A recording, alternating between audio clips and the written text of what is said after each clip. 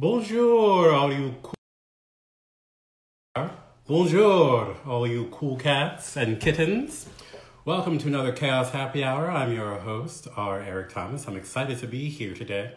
Although, I have to tell you, this phrase, all you cool cats and kittens, problematic. And I'll tell you why. Because it's dog erasure, okay? Aren't dogs cool? Aren't little puppies cool? Also, what if your cats and your kittens aren't cool? All right, I'm here to represent all the cats and kittens that suck. That's what I'm here for. We've got a really exciting Chaos Happy Hour, special Chaos Happy Hour today. We have, as you can see behind me, some wines from Wink, and we have Robert Daugherty, the associate winemaker at Wink, who's going to join us in just a couple of minutes, a couple seconds, really. What am I doing just sitting here in a romper, doing nothing except for talking to you? He's going to join me for a special wine tasting, which is very exciting. Chaos Happy Hour, as you may or may not be aware, is the... I'm sorry, I just saw this note that says more chaos. Okay. The Chaos Happy Hour is the moment that I drink on the job every week, and I'm very excited to do it today.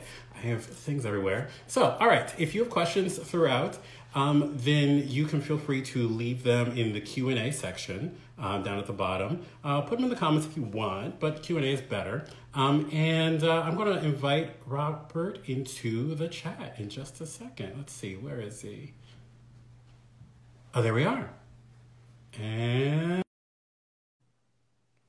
it's happening, the magic. Yeah, so I do have to note, I am wearing a romper. I'm not wearing a romp hem, I'm wearing a romper. That's the important distinction here. And I'm doing it because I don't think I'll ever have a chance to wear it outside ever again.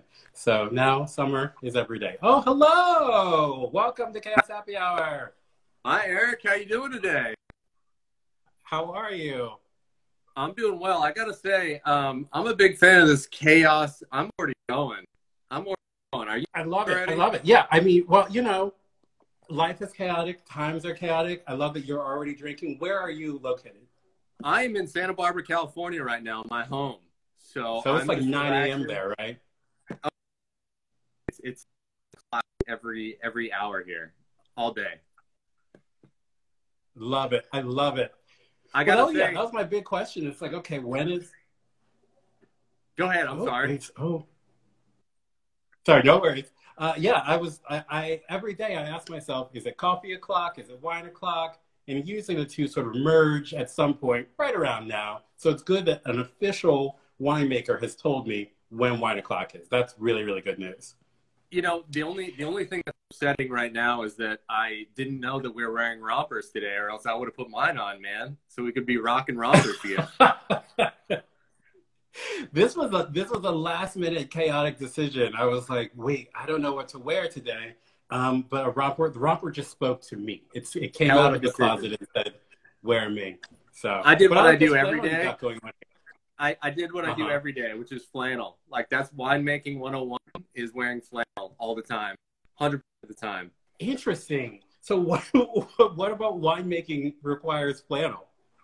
Probably the spill on here, you can't see it. That's probably the best thing. I see. All right, that makes a lot of sense. Sorry, I'm trying to improve the connection because it keeps going fuzzy. All right, let's drink some wine, huh? Absolutely. So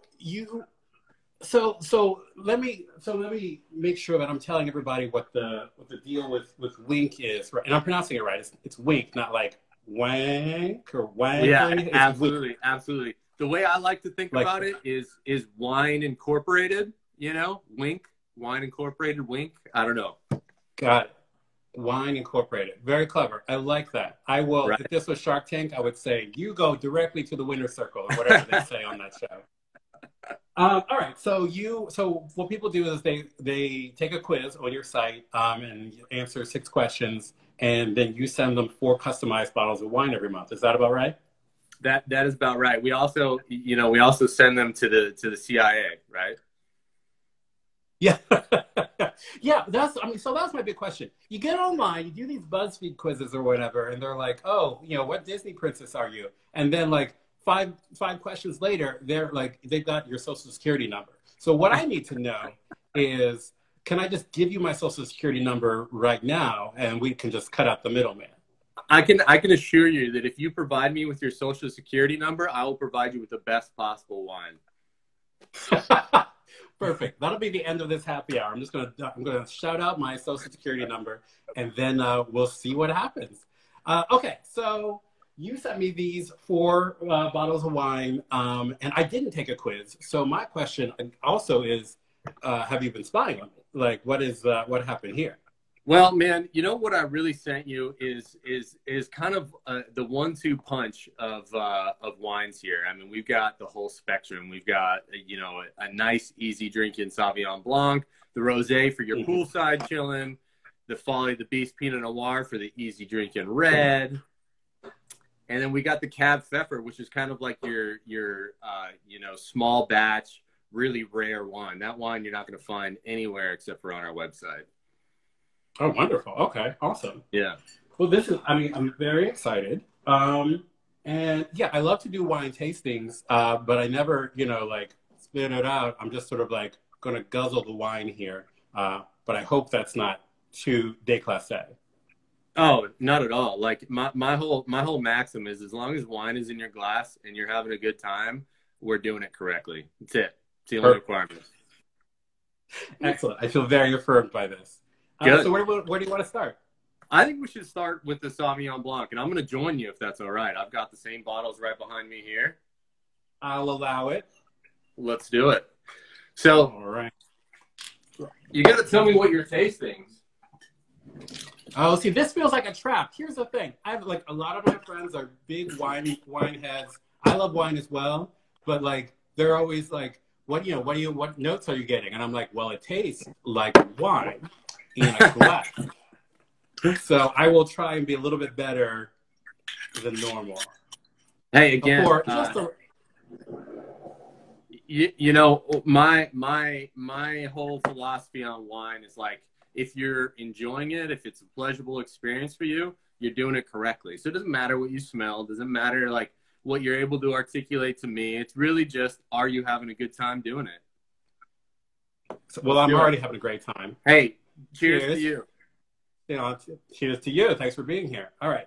So I love a Sauvignon Blanc, I have to say. I love like a New Zealand or an Australian Sauvignon Blanc. They have a little bit more, they're like usually like more melony or more citrusy, and I really like that brightness and like the crispiness. So, oh yeah. Oh, I get a big peach. Like, call me by your name style. 100%. A lot of peach on this one. One of my favorite things about New Zealand Sauvignon Blanc is that, like, it's going to sound funny, but it tastes like freshly mowed grass. So it reminds me of soccer practice as a kid. Like, it smells like the grass when you were playing soccer as a kid. And I absolutely love that smell. You know how they say smell is attributed to memory? That's what I get every time I smell a New Zealand Sauvignon Blanc. I love that. I'm going to think about that. I hadn't thought about that. I have never been outside before, so this is a new experience. This idea of grass, phenomenal. I will have to write it in my diary. I like that, though. And then with the Sauvignon... Go ahead. No, please. No, I just feel like it's so drinkable. Like, I mean, I'm already love a Sauvignon Blanc, but like the fact that it's like light and like it does have that like, I guess it's like a little bit like herbaceous. Like it feels like I already feel like I'm like sitting right outside on the deck, and I could like order 4 or 5 bottles of this and maybe call a friend, but maybe just finish them myself. I really do enjoy that. Yeah, with this wine, our goal is really to have like a lot of those like peach, gooseberry, guava, lime, grass, but also that heightened sense of freshness. And really what that comes from is like having a high innate acidity. So this wine is very acidic. And that really like helps with the freshness of this wine. So like when I drink something that's high acid, it makes me want to, what's the best way to say it is, you're always wanting another sip, right? You unconsciously take another sip all the time, right? Like when I'm sitting with this, I don't have to think about taking another sip. It just happens, you know, it's just an innate thing. And that's that freshness, that acidity. And Sauvignon Blanc to me is best when it's fresh, just like this. And New Zealand is so good at it. This is really great. So this is a 2019. Absolutely. And then, so it's, I think it's from Marlborough. I don't really know a lot. Like, why is it that Sauvignon Blanc does so well in New Zealand and Australia, considering it's so far away from, France? Yeah, well, you know, the Sauvignon Blanc grape originated in France, but it really came to fame globally in New Zealand. Okay. I actually did 2 harvests in New Zealand for a winery down there called New Zealand Wineries. And so I have, very clever name. I love it. Yeah, I know, right? They really nailed that one. But I did 2 harvests down there, and fruit is so much about the matching of like climate and place and soil, and it's almost ineffable, and it's a trial and error model. And for whatever reason, New Zealand has found its match with Sauvignon Blanc, and they really always come out with this like grassy peach, like as you explained, like fresh quality. And stylistically, they've just absolutely done an amazing job making those wines. As far as like trying to discern why exactly that is, one of the most beautiful things about wine is that there's so many variables that I can't exactly tell you. And I love that about wine, right? I just know that it works. I just know that it works. And New Zealand Sauvignon Blanc works. One of my favorite winemaking answers when somebody asks me a question is it depends, and I don't know, because I don't know. All I know is that I love it. I'm going to start incorporating that into like everything that I do. Just sort of like, I don't need to be an expert. Like, it depends. I don't know. If you're asking me like, where's my latest article? It depends. I don't know. It depends. It's so true of art, right? Or of art of any kind. It's such a detailed and ineffable thing. So, what I can say is some combination of soil to climate to like clone of Sauvignon Blanc is winning in New Zealand. That's what I can say. I mean, that's the amazing thing. I mean, that's the amazing thing about Earth in general. I feel like it's that, like, there's these connections, like these, like you say, these ineffable sort of soil conditions and climate conditions that make things possible all over. And you can just sort of just discover places that it'll work that you wouldn't necessarily expect it would, which is exciting. And wine is such like an expression of place. And when you finally find that grape to place match, as New Zealand has had, you get something really special. So with New Zealand, you've really gotten that. For instance, like the Santa Rita Hills has really found its home in Pinot Noir. And that expression of place is best exemplified by Pinot Noir. I can tell you a couple of reasons why that is, but largely I don't know the answer, and that's a beautiful thing. It's a trial and error. That's great. Well, it's always nice to just have like a little mystery too. It's sort of like, this is a bottle that is like scientific, it's science and it's farming, but it's also magic, which is great. Exactly. It's sunlight into wine. Sunlight into wine. Oh, that's poetry. I love that. Poetry. I'm crying. All right. I've had half a glass of wine and I'm already screaming. Let's move on. Let's talk about this Summer Water Rosé.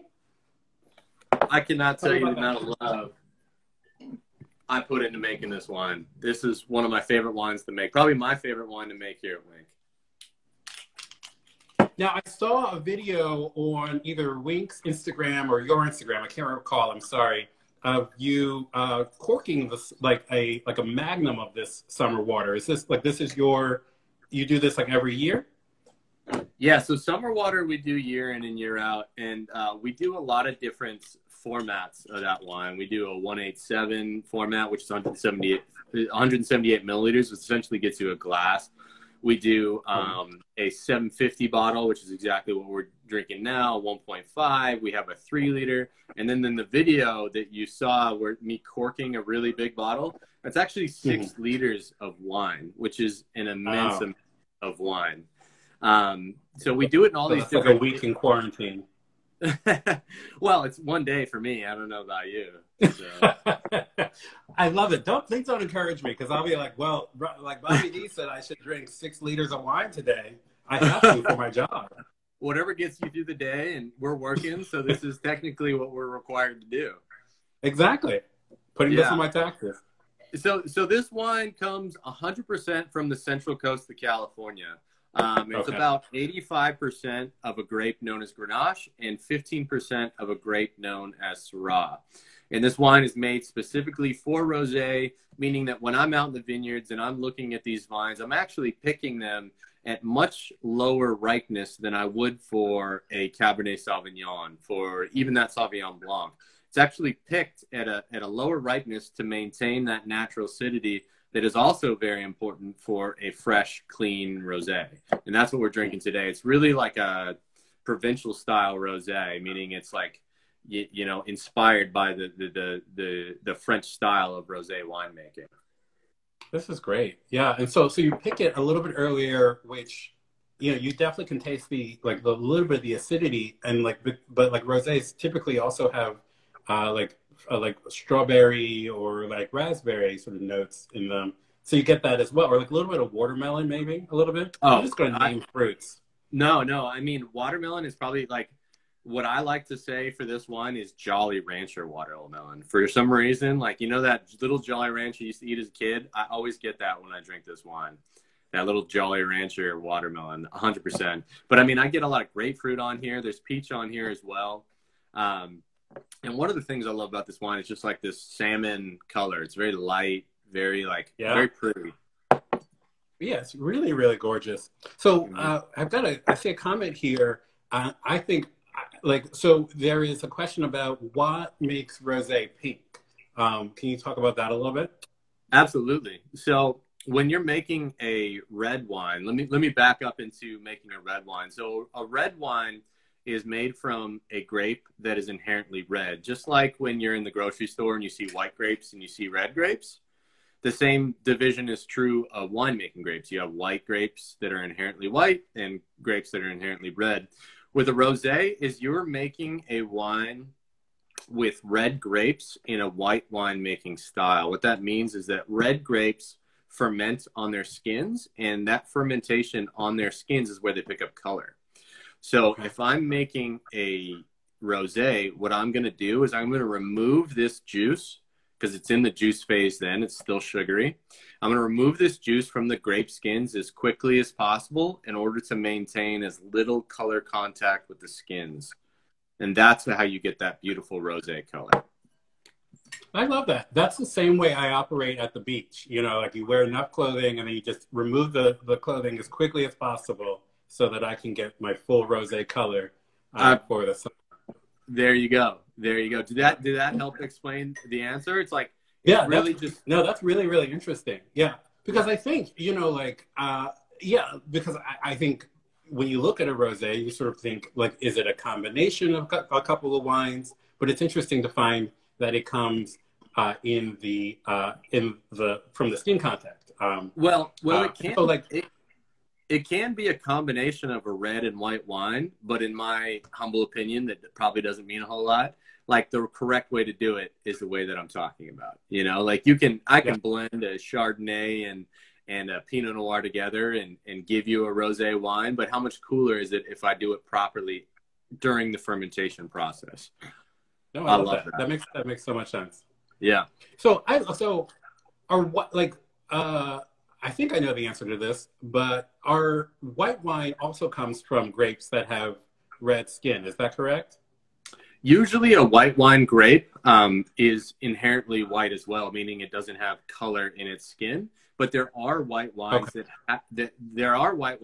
have red skins. For instance, Pinot Grigio, which is a white wine that we all know and love, actually has a relatively, like, it's often described as gray, but it's more in like the red. It looks like when it comes into the cellar and you're processing it for fermentation, it looks like a Pinot Noir grape for all intents and purposes, other than like the type of cluster. But really what dictates how much color you're going to get is that contact with skin. So if I can get it from the vineyard to the winery in the shortest amount of time and remove it from its can still make it a white wine. I could turn a Cabernet Sauvignon, which is a really deep colored red wine, into a white wine if I'm able to do it with like absolute efficiency. That's the difficulty, though. Okay. Okay. Wow. So it feels like you're doing like Mission Impossible rosé. Or Mission Impossible Pinot Grigio.